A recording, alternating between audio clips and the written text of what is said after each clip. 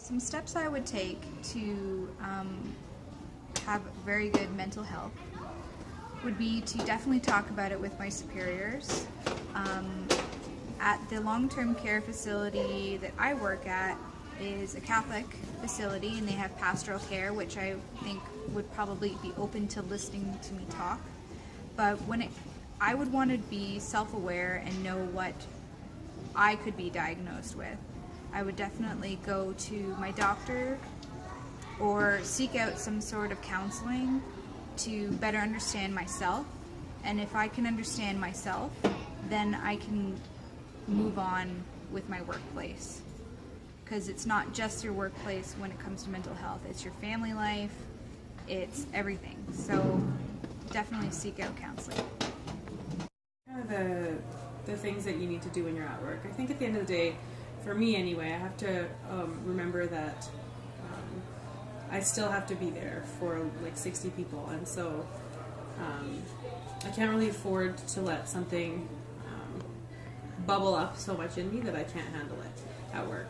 So for me, that looks kind of like having a really great support system at work or at your job. So if you're lucky enough to find a job where you have a great support system, know that you should use it. So if I ever had an experience where I felt like I couldn't continue in that situation, or had an experience where I needed to just take a break, I have one really great coworker that I go to for all of the things that I need to complain about or talk about. Like I said before, I'm a big verbal processor, so I think to be able to actually process those things while you're at work, it gives me an opportunity to get all those things out in the open, and then I can continue on, and then I can take those issues home later and deal with them with what I think are coping skills that have helped me get through to here so far.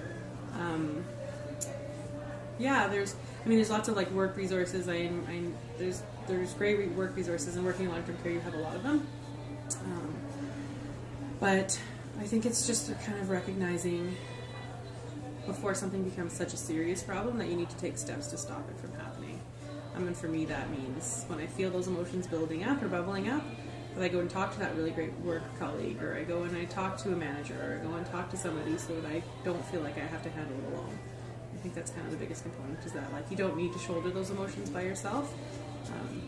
You can find people that can help you through them, and then they can kind of carry you through that emotion. Reasons why it took such a large toll on me was because I didn't have proper training as to how to address the clients when they confide in suicide or when they disclose that they're suicidal. And so in terms of like my professional support system, it was really important for me to go talk to my supervisor and let her know more about the situation and how the workplace could support me. I think one of the most important things is to be educated in order to feel competent in situations like that. And so I had asked if there was any trainings that I could attend that would help to further my knowledge, and if this were to ever happen again, how I can feel more competent within the situation.